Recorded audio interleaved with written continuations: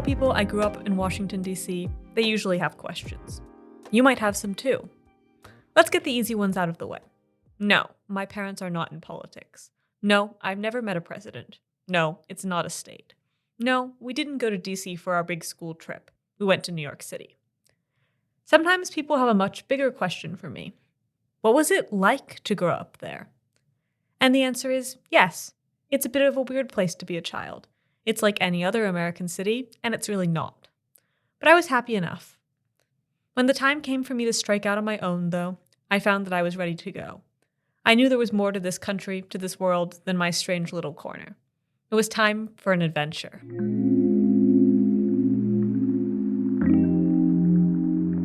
For the first 7 weeks of our show, you heard the story of Samuel Chang, one of our founders, and how his journey led him first to Toledo, then the East Coast, and then to Toledo again. Now you'll be hearing from some other members of the Midstory team. We'll be sharing our histories, what brought us to Toledo, and what we found in the Glass City. I'm Celia Johnson, a fellow at Midstory, and I'll be your host today.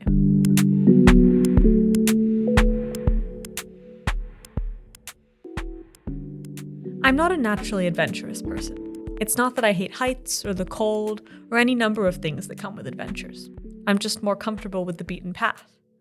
For most of my life, there was a path to follow. I was born in Boston, but we left before I was old enough to retain anything except a fondness for the Red Sox. The rest of my childhood was spent in D.C., studying and singing and spending time with my friends. When I left D.C. for the first time, it was to attend Brown University in Rhode Island. That was on the path. In college, I was supposed to decide what I wanted to do with the rest of my life. Around me, I saw my peers figure that out, or at least appear to, for themselves. But when I entered my final semester of college, I still didn't know what my next steps would be. There were still options that were more comfortable than others. Stay in Providence, like many of my friends would be doing, go back to DC, or even return to Boston. But as much as I don't tend towards adventure, I felt limited by those comfortable paths in front of me. I knew that there was more out there, even if I didn't know what it was. Those familiar places would be good enough. But what if there was a place I needed to be more? A place that would push me in the ways I needed to grow. A place that would help me find a new path, or paths, to follow. In Toledo, I've finally become a good driver. I've performed in my first musical since middle school. I've gotten to write and edit and manage and think about which of those things I want to continue doing in the future. Okay, so maybe my definition of an adventure is a little bit boring. Though all of my achievements could technically have happened outside of Toledo, I know that moving here was what kickstarted all of them. If I could move to a city where I only knew one person, a place totally different from anywhere I'd ever lived before, why bother worrying about the other things I thought I couldn't do?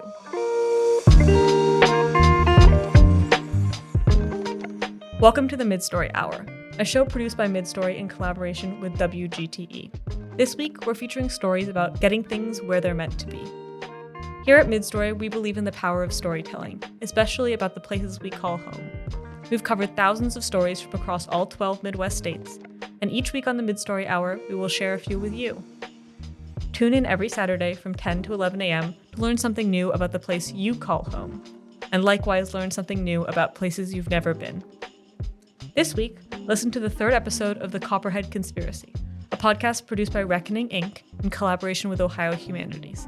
The Copperhead Conspiracy tells a little-known story from the Civil War about a treasonous Midwestern plot to bring down the Union. This week, how a Union spy passed on information that took down a brewing coup.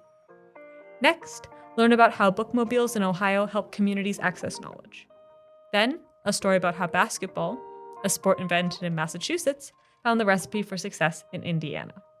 If you enjoyed this program, be sure to listen to other episodes and check us out at midstory.org or on our socials.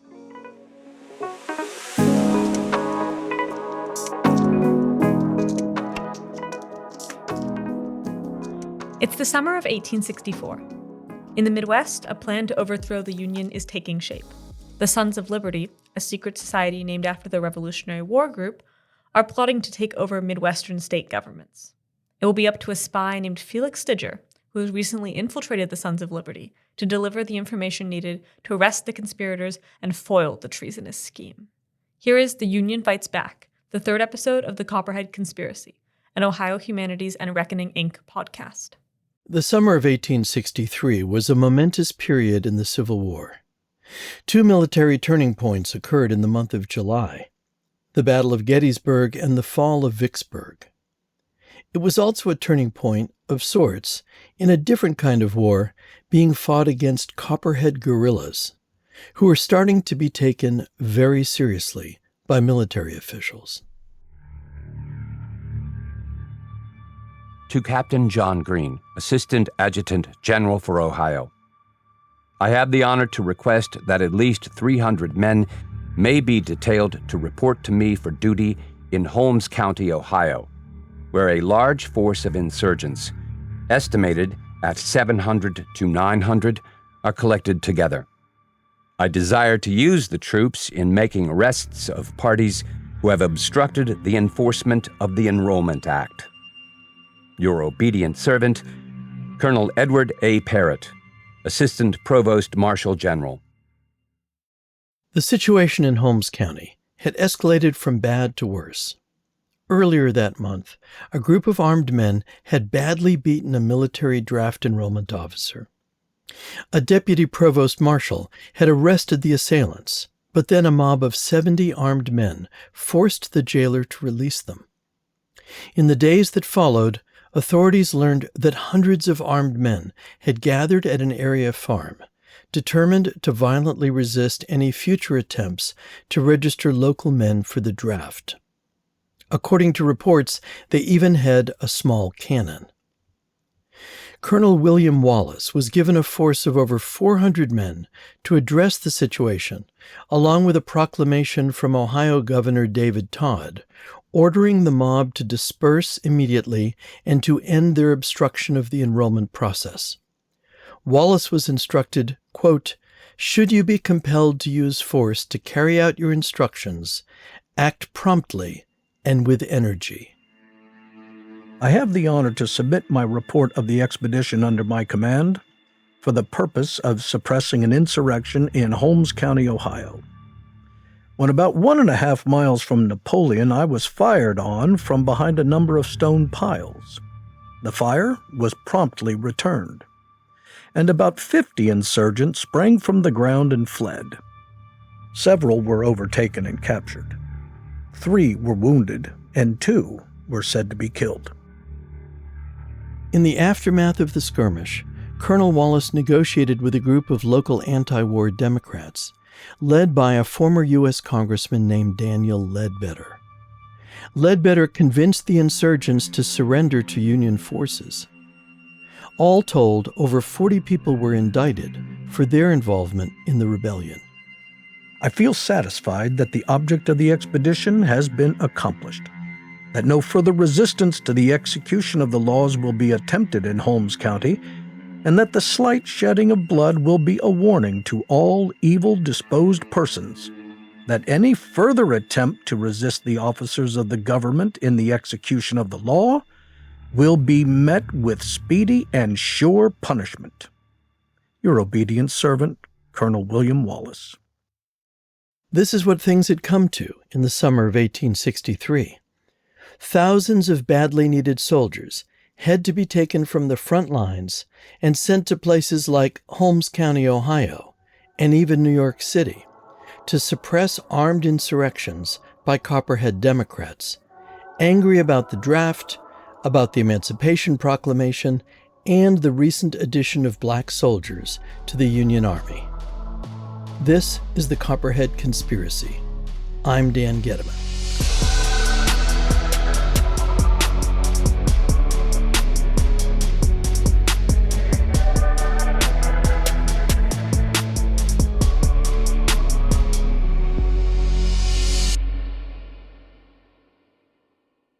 One thing that greatly aided military officials in putting down the Holmes County Rebellion was the fact that the Army had placed a spy in the ranks of the insurrectionists. This wasn't a new development in American military history. Spies had been used in most American wars going back to the Revolutionary War. What was different here was that the Union Army was spying on its own citizens, not the Confederates. In 1863, The War Department authorized the Union Army's provost marshals in each state to hire special officers to investigate possible draft resistance activities. These men often went undercover, trying to get themselves accepted as a member of Copperhead groups. And no one did this with greater success than a Kentuckian named Felix Stidger. Felix Stidger is the preeminent infiltrator of the secret societies of the Northwest. Patrick Lewis is the president of the Filson Historical Society in Louisville and author of For Slavery and Union. He's able to get in and be a double agent that infiltrates these groups and be in contact with state and federal military and civil authorities to really sort of understand the extent of these networks, to understand, when and where they're going to be contacted by Confederate agents, and to direct them to disrupting those activities. I mean, he is a classic spy. This is James Bond stuff happening in the 1860s in cities across the Midwest. And he travels really extensively and kind of becomes an expert in building trust, getting inside these organizations, and bringing them down from the inside. Stidger had served in the Union Army as a clerk in the headquarters of Major General Rosecrans. When his mother became gravely ill, Stidger sought a discharge from the Army to care for her back in Kentucky. After her death, he looked for ways that he could again help the war effort, serving as an informant to the Provost Marshal General of Kentucky. During one visit to the Provost Marshal's office in April 1864, he learned of a request from the military commander of Indiana, Brigadier General Henry Carrington, who was looking for someone in Kentucky to infiltrate a newly formed secret society, previously called the Order of American Knights, and now called the Sons of Liberty. Stidger readily agreed. Stidger is told to go up into Indiana and see what you can find out. Stephen Town is an archivist at Indiana University, Indianapolis, and author of Surveillance and Spies in the Civil War. And to make a long story short, Stidger stumbles into the middle of the organized conspiracy in Indiana. He just sort of had a knack of making himself seem benign to these conspirators, and they unburdened their secrets to him. And so he gets on the inside of this Sons of Liberty conspiracy almost from the get-go. And he gets a letter of introduction from one of the leading conspirators in Indiana, a guy named William Bowles, to the leader of the conspiracy in Kentucky. From Treason History, the published memoirs of Felix Stidger. Bowles was anxious that I should make the acquaintance of Joshua Bullitt, Grand Commander of the Sons of Liberty in Kentucky. Before the time of this visit to Bowles, I did not know of Bullitt's connection with the order, only that Bullitt was Chief Justice of the Appellate Court of the state of Kentucky. I met Grand Commander Bullitt in Louisville, where he talked with me about my service in the Army, and stated that he would like to have me accept the appointment and perform the duties of Grand Secretary of the Order of the Sons of Liberty for the state of Kentucky. I accepted his offer of the appointment and expressed my readiness to begin the active duties of the office at any time. Stidger so impressed Judge Bullitt that he started to assign him increasingly important tasks. One of the first things he did was to send him back to Indiana with a letter of introduction to the Grand Commander of the Sons of Liberty in Indiana, Harrison Dodd. To Mr. Harrison H. Dodd, Dear Sir, my friend, Mr. Felix Stidger, is going to Indianapolis on business, in which I think it probable that you can aid him. He is entirely reliable, and any aid you can give him will confer a favor on your friend, Joshua F. Bullitt. Harrison Dodd is a sort of up-and-coming printer in the city of Indianapolis.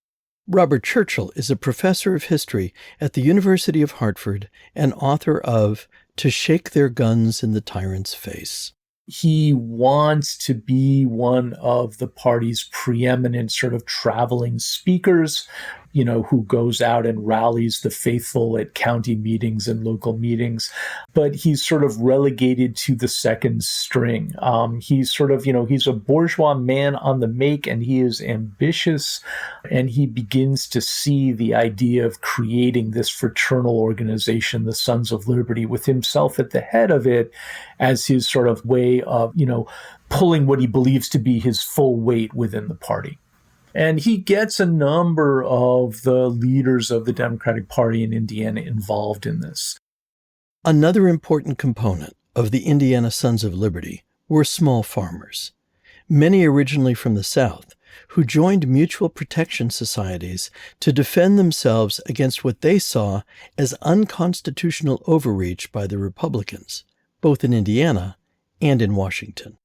Harrison Dodd has his eyes on these mutual protection associations as a way of giving the organization essentially a rural rank and file, and what he hopes will be sort of a rural quasi-militia that will allow it to realize, this vision of the Northwest Confederacy. The problem is that while leading Democrats who sort of involve themselves in this organization absolutely are on board with the purpose of using it as a way of politically organizing this faction of the party, they're not as aware of Dodd's ambitions for the Northwestern Confederacy, and they're not nearly as on board with them, and they're not as aware of what he intends in terms of bringing sort of this more radical rural rank and file into the organization.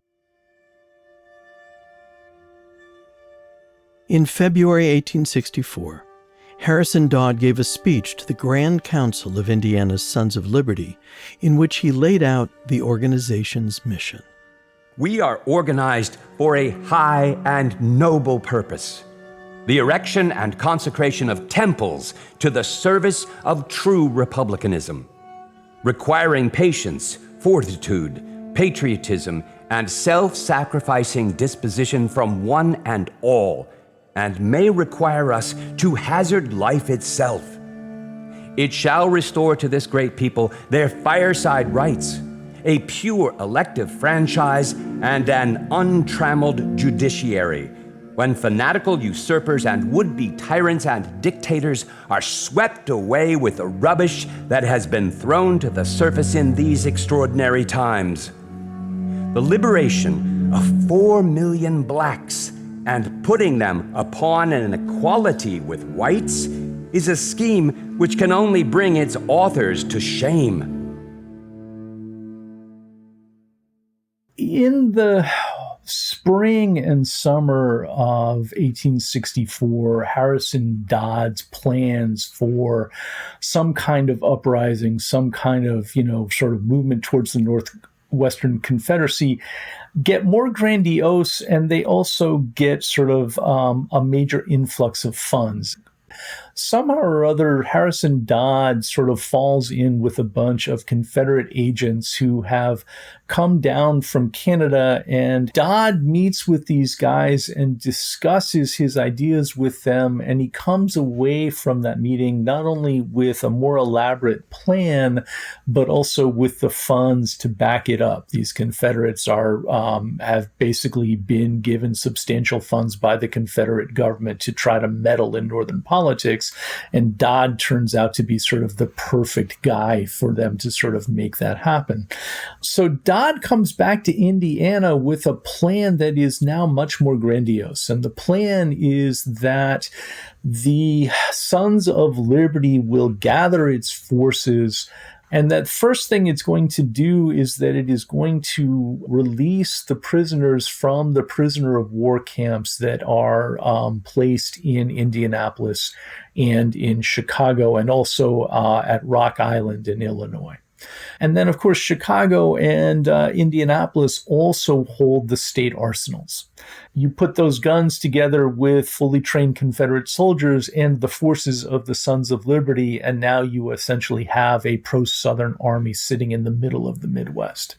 That army is then going to essentially capture the governments of Indiana and Illinois and declare that those states are then going to withdraw from the Union, their governments having been captured by what is in effect a pro-Confederate army. From his vantage point as secretary of the Sons of Liberty's Kentucky branch, Felix Stidger was now in a position to know everything that was going on in this secret organization, which had tens of thousands of members in Kentucky, Indiana, and Ohio, as well as allies in other states. Again, historian Stephen Town. And he starts to write reports to the military commander in Kentucky about what he's hearing, what he's learning, also reporting in parallel, sending reports up to General Carrington in Indianapolis. These reports tell military commanders in Kentucky and Indiana about what the conspirators are planning, who the leaders are, what they're thinking about, and then he starts hearing about their plans for uprisings. And it really boils down to an uprising that's supposed to take place in the middle of August.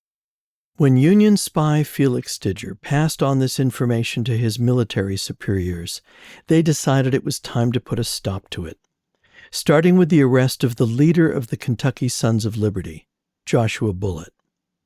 On July 30th, 1864, they arrested Bullitt and found that he was carrying a small fortune to fund the operation in Kentucky, with checks totaling $10,000 and another $5,000 in gold bars. All told, 25 men were arrested in Kentucky, including a prominent physician, the Louisville fire chief, and the Jefferson County jailer. These arrests were troubling enough for Harrison Dodd and the other Sons of Liberty leaders to alter the timetable for their insurrection. The new plan was for it to coincide with the Democratic Convention in Chicago, which would take place the last week of August. Worried that the threat of an uprising was still potent, Army officials began negotiating with the Midwestern governors to make even more arrests. But problems quickly emerged on that front. For example, Richard Yates, the governor of Illinois, he was afraid that if the Army arrested the Illinois conspirators, that the rank and file would rise up and there weren't enough troops in Illinois to put down the uprising. So he told military commanders not to arrest the conspirators. The same thing in Ohio. Governor John Breaux didn't want the conspirators in Ohio arrested. Governor Morton in Indiana was okay with it, and he wanted to go ahead and arrest the conspirators in Indiana. And that eventually happened. On the morning of August 20th, soldiers broke into Harrison Dodd's printing offices and seized nearly 400 revolvers and 135,000 rounds of ammunition, as well as letters and other documents pertaining to the Sons of Liberty, which added to the trove of printed information already amassed by Felix Stidger. They also arrested 3 of Dodd's business partners, including the treasurer of the Indiana Sons of Liberty. But Dodd himself escaped capture. Indiana Governor Morton quickly realized the political value of the Sons of Liberty files that had been found over the previous month, especially in an election year. He was a smart politician, and he knew that these Democratic politicians, his opponents, were implicated in conspiracy, in disloyalty, in short, in treason. And they were in it up to their ears. And he wanted to use this publicly. He wanted exposés.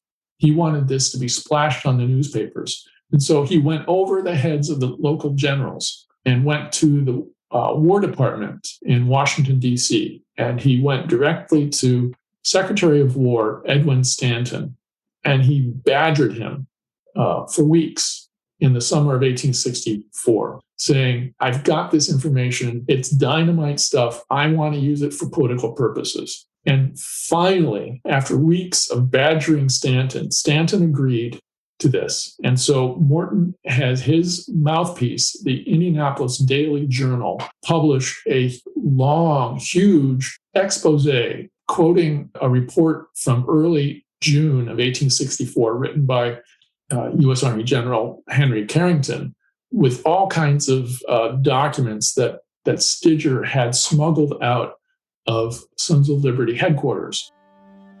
I place in your hands a partial outline of the nature, work, and extent of a disloyal society now operating in the state of Indiana under the name of the Sons of Liberty. It is both civil and military in nature.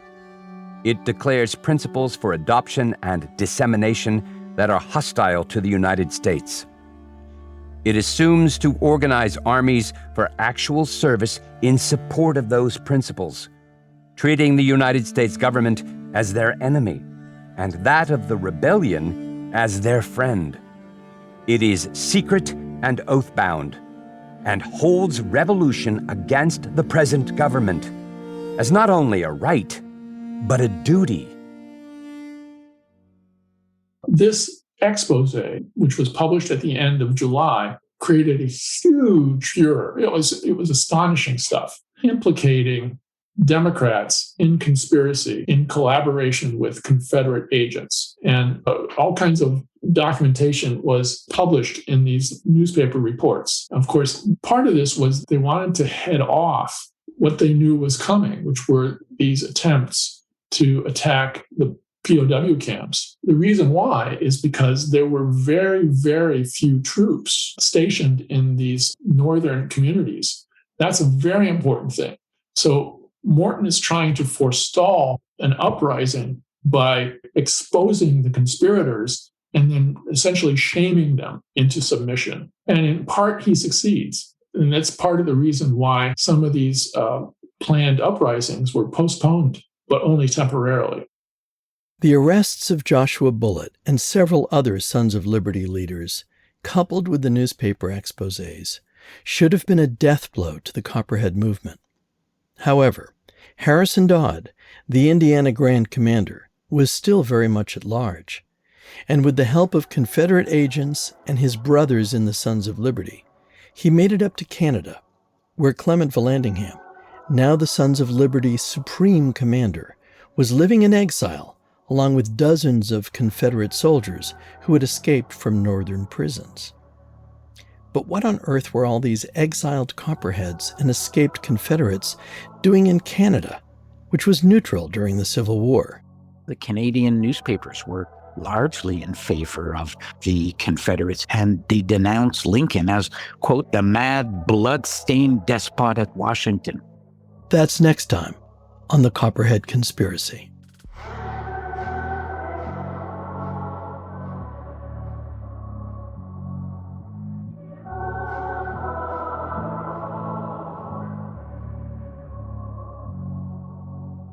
The Copperhead Conspiracy is a production of Reckoning, Inc., with funding and scholarly assistance from Ohio Humanities.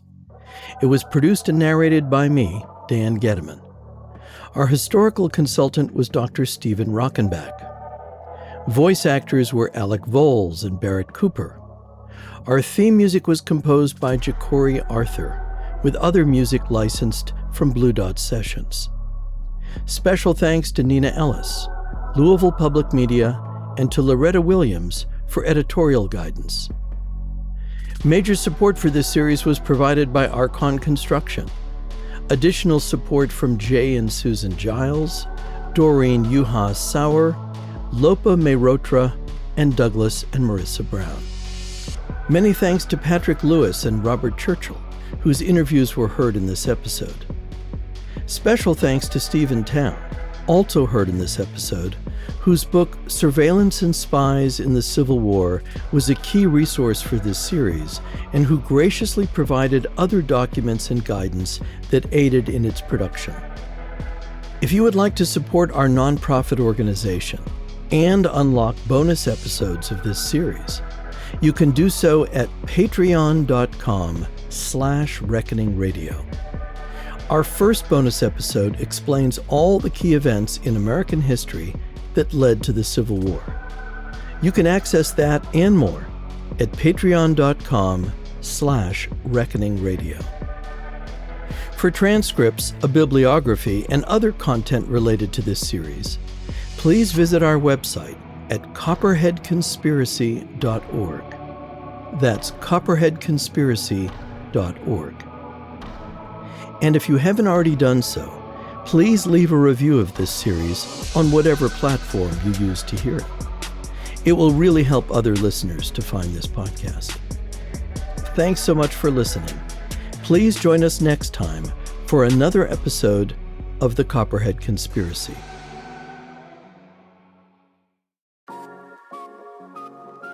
If you're just joining us now, you're currently listening to the Midstory Hour.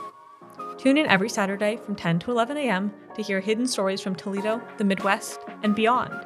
You can also find this podcast on midstory.org or wgte.org or wherever you get your podcasts.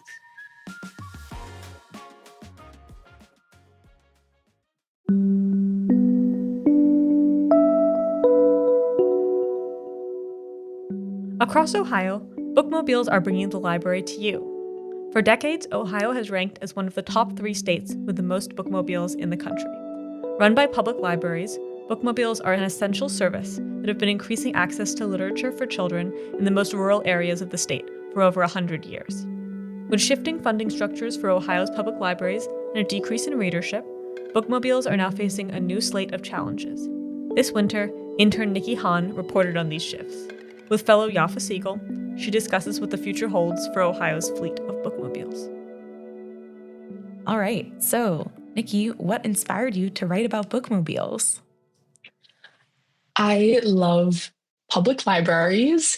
I was an avid public library user when I was a child. I still am. And if you can't tell by my accent, I'm from Australia, and bookmobiles are a very foreign concept to me because at least I grew up in Sydney, we didn't really have bookmobiles. Those sorts of programs weren't a super popular thing back home.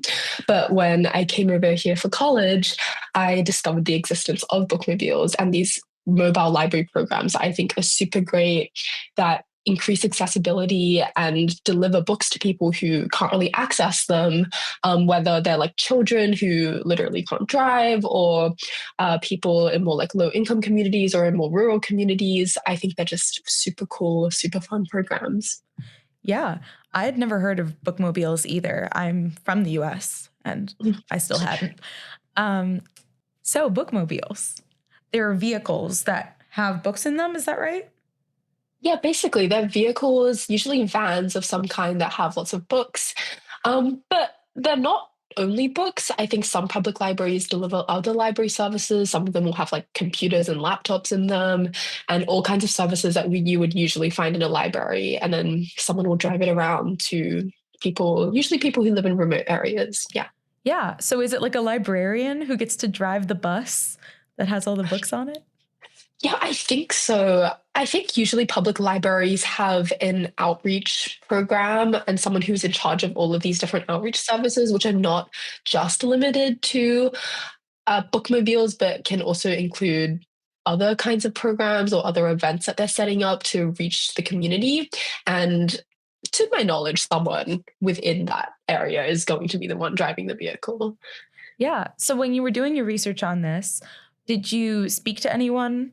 Any officials from the libraries, any community members who've encountered the bookmobiles? I spoke to, I think, 5 different librarians about their bookmobile programs, and these were all librarians who were in charge of the outreach services at their various public libraries across Ohio, and they all expressed something really similar. They all talked about how joyful it is basically to see people coming onto the bookmobile, and either if they're a child discovering their love of books or if they're an adult rediscovering their love of books. And they all had really great stuff to say about the importance of the program in increasing outreach and increasing equity and helping maintain or increase literacy. Yeah. Was your experience talking to these librarians different from anything else you'd ever experienced? What was that like? Yeah, I mean, As much as I love going into a library, I'm never usually having lengthy conversations with librarians. I feel like usually my experience in libraries is I just go in, I find a book, or I just like sit down and do some work and then check out the book without College. much conversation. Yeah, exactly. But I this time I think having lengthy conversations with these librarians is really great because I honestly didn't even know a lot of the work that they do. I wasn't really aware of a lot of the outreach services that they have, all the other programs that libraries run apart from just the usual lending and borrowing books. So it was a really great experience. Yeah, I mean, I feel like to be a person who goes into library science, you have to have a certain way about you, like a certain thoughtfulness, appreciation for other people to be providing this service. Libraries are so cool. Oh, yeah. All the people I spoke to were super warm and friendly, and they just had a librarian vibe. Yeah. Like librarians always have a certain energy. And I love that for them. Okay.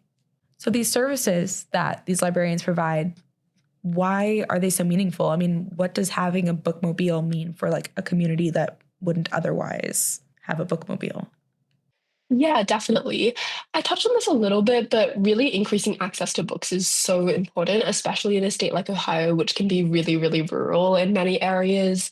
There are so many underserved populations who are just unfamiliar with the existence of libraries because they didn't have one growing up, and giving them access to books and increasing literacy in that sense is a super important task. For example, I spoke to a librarian called Alicia, who is the mobile services manager for Warren Trumbull County Public Library. And she talked to me a lot about how she works with the Amish people in the county because the county has a super, super high Amish population. And she was so passionate about the role of bookmobiles in basically essentially allowing Amish people to have access to books because they usually don't have that many public transportation options outside of like the horse and buggy or the Amish taxi, which Alicia told me can be pretty expensive sometimes as well, the Amish taxi. And so the bookmobile is the way to get them to read. And according to her experience, they love to read. I think she called them voracious readers or something like that. And that was just a really great example of the importance of bookmobiles. Wow, that's so unexpected. I don't think I ever would have thought that like there would be a significant Amish reading cohort. Right? Yeah. You touched on a word. What is an Amish taxi? Yeah, so Amish taxis, I think, are just kinds of vans or vehicles that groups of Amish people will hire for long distance trips or sometimes for emergencies. And I think drivers, however, will usually like charge the Amish population or like the people who are using the vehicles to use them because they have to like hire the drivers because they can't drive. So that's why I think they're kind of expensive, or it ends up being a cost if you're trying to frequently like go to the public library or something like that. Yeah, I mean, with how voracious of readers they are, as you mentioned, they might be making a lot of trips in the Amish taxi. Okay, so you're talking about bookmobiles, and I read a little bit of your piece, and I loved seeing the contrast between like the old timey footage of the really old car with like the big old overhang and the books hanging out of it, and now the sort of like, well, more modern, normal looking van. Yeah. And so it seems like they've been around for a really long time. So I guess my question is like, in the modern age, are there any challenges facing the bookmobiles? Anything that's changed for them? Yeah, definitely. As you say, bookmobiles have been going on for a really, really long time. Since like the late 19th century, the first bookmobiles in the country were horse-drawn carriages, basically. So even older than the ones that you were describing. And for that reason, I think the significance of bookmobiles has never faded. And that's what I got from a lot of the conversations I had with librarians, that outreach services are always going to be important, even despite the challenges that they're facing right now. But yeah, as you say, they are facing quite a few challenges. I think some of the challenges are economic. Recently, Ohio has had some funding changes, which has meant that public libraries in this financial year is going to receive less funding than they did last year.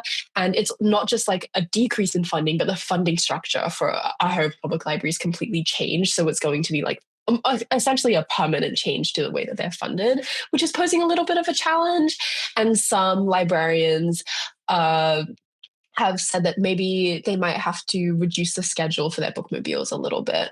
And another challenge is maybe like the technological side in terms of whether or not people are even reading anymore. For some populations, like the Amish people that I was mentioning earlier, obviously technology is never really going to be a problem for them. But I think for a lot of adults really just aren't reading anymore, or maybe reading online more than they're reading other things. And I was honestly surprised in the conversations I had with some of the librarians in terms of just how confident they are that bookmobiles are going to adapt to these situations.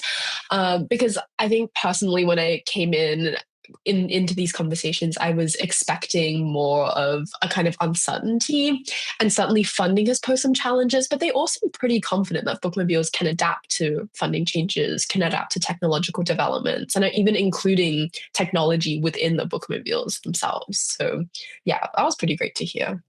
Wow, that's awesome.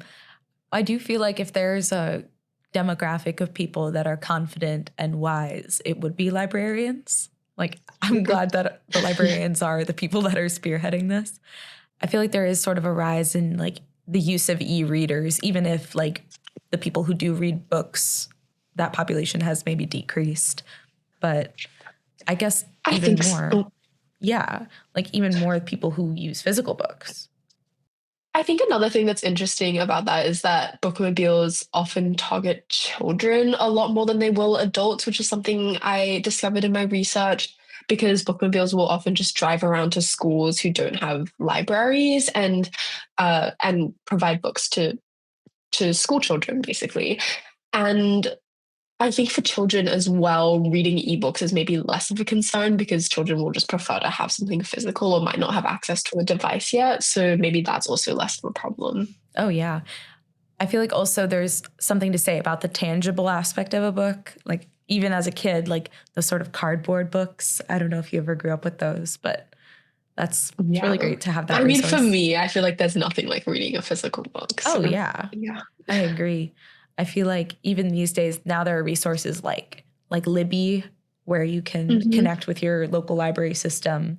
And if for those who don't have that sort of technological access, the bookmobile seem like a really great way to have some sort of in-between.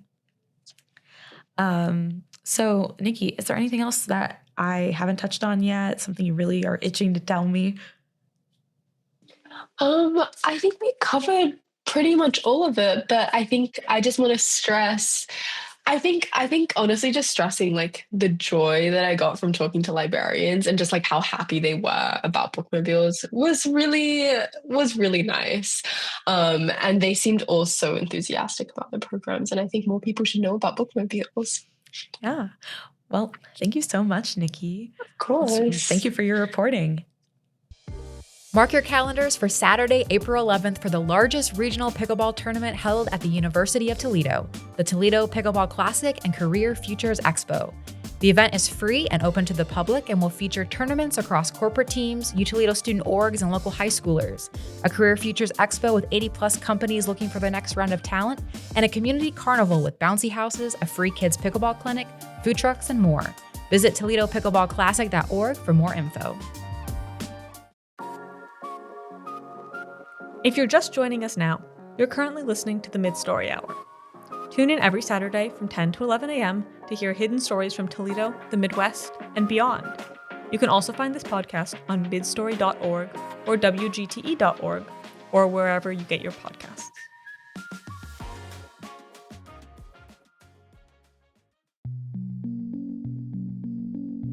Basketball was created in Massachusetts, but it found its perfect fit in Indiana. In the 1890s, agricultural Indiana had free time in the winter and barns ready to be converted into courts. Today, the state boasts two professional basketball teams, the Pacers, who advanced to the NBA Finals in 2025, and the Fever, led by phenom Caitlin Clark. It's not just professional basketball that draws fans. High school basketball is also popular in the state and has produced many future NBA stars. Summer intern Arjun Jayaraman explored how the state came to embrace the sport as its own. He chats with fellow Evan Blanco about basketball's enduring popularity and the state's underdog story. So basically what this piece is, it's an overview of basketball in Indiana. And we start with kind of the NBA and during the Indiana Pacers run in the finals when this piece was really published, the WNBA, which was in the midst of their season. Mm-hmm. But I really tried to connect it back to the high school basketball level and kind of the roots that basketball really has in Indiana, which I think is really cool. And we were able to draw some really nice parallels, I think. Okay, nice. So what got you interested in the story? So I personally have always been a big football fan, a big Detroit Lions fan, ever since I was really little. Mm-hmm. But lately I've been trying to really get into basketball. And I really started watching the NBA Finals last year. Okay. Now, the NBA Finals, the Indiana Pacers kind of really came out of nowhere. I think they were like a fifth or sixth seed. But in this 8-team like bracket, mm-hmm. all of a sudden they found themselves in the finals off a miraculous run, multiple buzzer beaters, and their star point guard, Tyrese Halliburton. What I really found interesting is this kind of Cinderella run, mm-hmm. and seeing the culture and how hyped the state of Indiana was for basketball was really impressive for me, and part of the reason that I decided to write this piece and research more about Indiana basketball. Nice. So I will preface this conversation with, I know nothing about basketball. Are Pacers like, what are Pacers? Like Detroit Lions, that makes sense. That's a lion, right? What's a Pacer? I think, obviously I'm not 100% sure, but I think it has to do with the Indianapolis 500. Okay. So like Pacer isn't like a pacer of the car or like a race. Gotcha. Hence the name. I know this. That makes sense. NBA NBA team names are pretty interesting. Yeah. Yeah. Okay. So back to the very beginning. What are the origins of basketball and how did it spread to Indiana? Of course. So basketball was actually invented in Massachusetts by this guy named James Naismith in 1891. But it really spread really quickly because I think, obviously, it's a very interesting sport. Yeah. But there's this one man named Nicholas McKay who brought this game to Indiana. Now, in the early 1900s, Indiana was a super rural town, kind of like very similar to Northwest Ohio here. Mm-hmm. But they had huge barns and indoor arenas. So what happened was basketball perfectly laid up with the agricultural season in Indiana. Okay. Because all these people were usually farmers and they'd end up spending their summers and fall farming. Mm-hmm. But then in the winter when they had nothing to farm, they obviously had all this free time. And basketball really laid like perfectly into that. And they just converted barns into courts? Exactly. So if you find like old photos, you can see like, I mean, obviously a barn's a pretty big building. Yeah.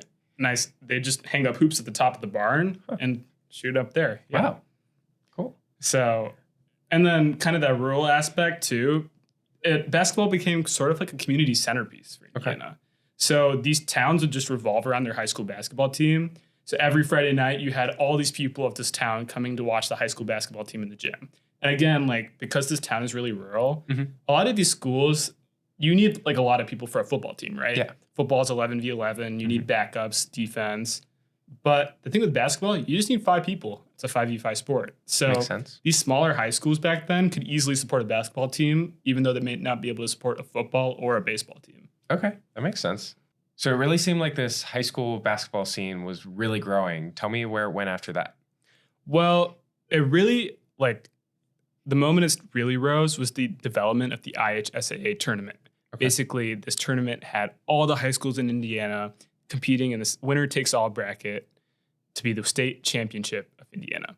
It was established in 1911, and it really grew in the 1920s as rivalries kind of became fueled, and it led to the creations of legendary high school gyms. And most of the largest basketball gyms to this day are still actually in Indiana. Really? Okay. Mm-hmm. Yeah. So, and there was a lot of underdog legends, which kind of draws into the first parallel. Mm-hmm. So if you've been keeping up with the NBA, I haven't, but probably some of our listeners haven't. Of course. You know Tyrese Halliburton, game one of the finals, drove to the right, shot a buzzer beater, 3-point to beat the Oklahoma City Thunder, who everybody thought was going to win. Mm-hmm. And kind of the biggest legend in Indiana high school basketball was actually Bobby Plum. Okay. And Milan High School's upset win, he hit that same 3, driving to the right, shooting that goal. Mm-hmm. And it's just really cool seeing that parallel because in both times they beat this team that was fully expected to win. Milan High School is a tiny school. And it really just, I think, speaks for one, the basketball, how even over a century later, you're still seeing that underdog story in Indiana. Yeah. But not just Indiana as a basketball team. You're seeing Indiana as a state that not many people think about or know about, even for basketball, but a state that really has a lot to offer. Nice. So throughout researching this piece, I'm sure you talked to some experts in the field. What did you learn from them? So let me just give a thanks. Both Matt Martin, who's the Indiana Basketball Hall of Fame Executive Director, and Jacob Rude, who's a reporter for the Indiana Fever over at SB Nation. Both of them were super helpful in when I talked because they were both actually Indiana residents. Okay. So I don't think there's anybody else who can like kind of attest to the culture of Indiana basketball better than somebody who lives in Indiana, course, yeah. right? So more than, obviously they were both really helpful. Mr. Martin really helped me, give me a lot of pictures, kind of the history. The work they do there is crazy. At the NBA Finals, actually, the ESPN broadcast would cite a lot of their organization's work. Yeah. But because they were both in Indiana, they both competed high school basketball. They knew that culture themselves. Like they fueled it, and there's nothing that can really attest to the personal connection more than that. So that's where I think they were super invaluable in helping me create the story. Nice. Okay, so even though I don't know much about basketball, what are some of the greatest basketball athletes, some of the big names that I might know that are from Indiana? Okay, so let's divide this into 4 levels. Okay. We got high school, we'll go college, we'll go NBA and WNBA. Okay. Obviously, this is all subjective. Yeah. But if we have to pick one at high school level, I talked about him earlier, Bobby Plump of Milan High School, underdog fame. Okay. They even made a movie about him. A You movie, actually watch. really? Yeah, of course. Nice. So Indiana basketball, high school legend. In terms of college, this is, rather than talk about a specific player, why don't I talk about 2 specific teams? Yeah, sure. The Purdue Boilermakers and the Indiana Hoosiers. Okay. Both of these are blue blood programs in Indiana basketball history, and very important in terms of they're always really good in college. They're always in the March Madness finals. So really big history there. Okay. In terms of NBA, you could say so many, but what I'd personally say is Larry Bird. Larry Bird's a huge basketball. I know he's a little older, but really I know that name. Impressive in the NBA. Yeah. And then in terms of teams, you have the Indiana Pacers, obviously, of recent fame, but also, another NBA player, Reggie Miller, who, this is a little bit off topic, but that's okay. After when he hit this buzzer beater himself, like I think a couple decades ago, he hit this kind of choking signature. Okay. In terms of, so the Pacers have this huge like rivalry against the Knicks. Okay. So after the Knicks choke their lead, he hits the choking thing. So this year when the Pacers played the Knicks in the Eastern Conference Finals, Halliburton, who is their star point guard, hits a buzzer beater. Yeah. What does he do? He hits brought the it same. back. Yeah. So just seeing that shared culture, I'm sorry, Wow. a little bit off topic, but No, it's really cool to really see. cool. They obviously respect each other. Reggie Miller was calling the broadcast, so that was really impressive. And then finally, WNBA, somebody we haven't talked about, but part of the inspiration of the story, Caitlin Clark. Yeah. So Caitlin Clark was this huge college phenomenon, sold out arenas, first time, really brought women's basketball kind of into the stratosphere in the last couple of years. And she got drafted to this Indiana Fever team. And it was just kind of poetic because there's any fan base that's really going to respect having Caitlin Clark, it was Indiana. Oh, yeah. So she's been selling out the Fever. Fever lead the WNBA in home attendance. The Fever as a team have grown immensely from being kind of like the worst team in the WNBA to being kind of a consistent playoff. They're not there in the finals yet, but you can't understate what she's done for Indiana and the Fever basketball team, which is why I think I have to talk about her. Nice. Yeah, I think it's really interesting, with big sports teams, you usually just think of the coast, and, Indiana has such a rich history. Of course, yeah. And what was your favorite part of reporting this story? For me, it was the personal connection. Okay. I really grew up reading a lot of sports media. I've read ESPN since I was really little, whether it was like Michigan or Detroit. And, it was just kind of a way for me to give back to the writers and all the media pieces I've read, take all that experience and kind of give back and try my own hand at this. And throughout writing this piece, I never became tired of it because I love writing sports media. I love reading about it. And, kind of using those techniques and being able to tell a story is what I really liked. And it was a current event that was happening, and being able to draw that parallel was not something I was thinking about when I first started like writing this piece. But in the end, being able to, one, fulfill my personal dream of writing my own sports media, but then 2, being able to write a piece that I'm really proud about. Like, I still think it's one of the best pieces I've ever written. Yeah. Those 2 things were really powerful to me. Yeah, that's great. And something I've experienced with the pieces I write here is, I'm behind a desk writing it, but then I want to go out into the world and experience it. Have you been to a Pacers game or a Fever game, or do you plan to? Unfortunately not, but what I can say is I've definitely engaged my own basketball interest, not for the Pacers, for the Pistons, unfortunately. Okay. Pistons are doing really well, though. I've been keeping up a lot more with them, number 1 in the East right now. So as a Detroit sports fan, it's definitely helped me grow my love for basketball a lot more, for sure. For sure. And as we wrap up, are there any, interesting anecdotes or other stories that maybe you didn't have the space to include in the article that you want to share now?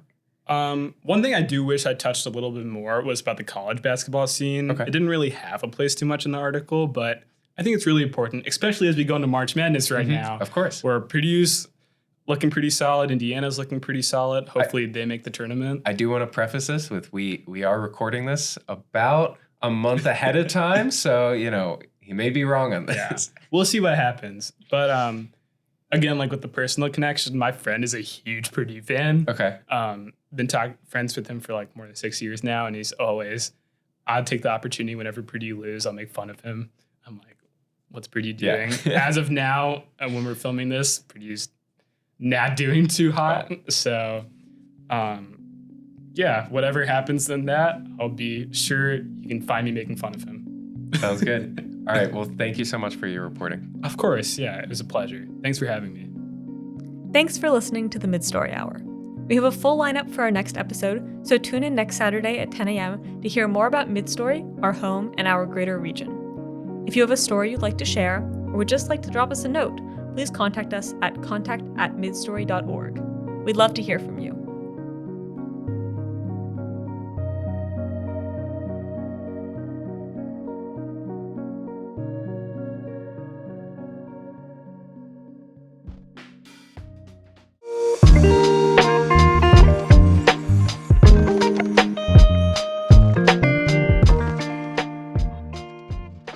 The Midstory Hour is a Midstory podcast produced in collaboration with WGTE.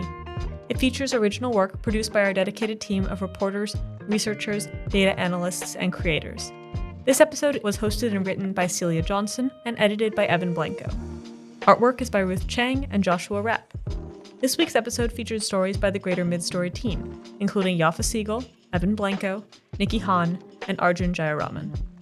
Midstory is a 501c3 nonprofit organization dedicated to progressing the Midwest narrative through multimedia storytelling, solutions-oriented research, and community programming. Founded in 2018 by 4 individuals who found their way home from the East Coast to Toledo, Ohio, Midstory re-envisions the Midwest story towards a productive, bright, and influential future. Learn more at www.midstory.org.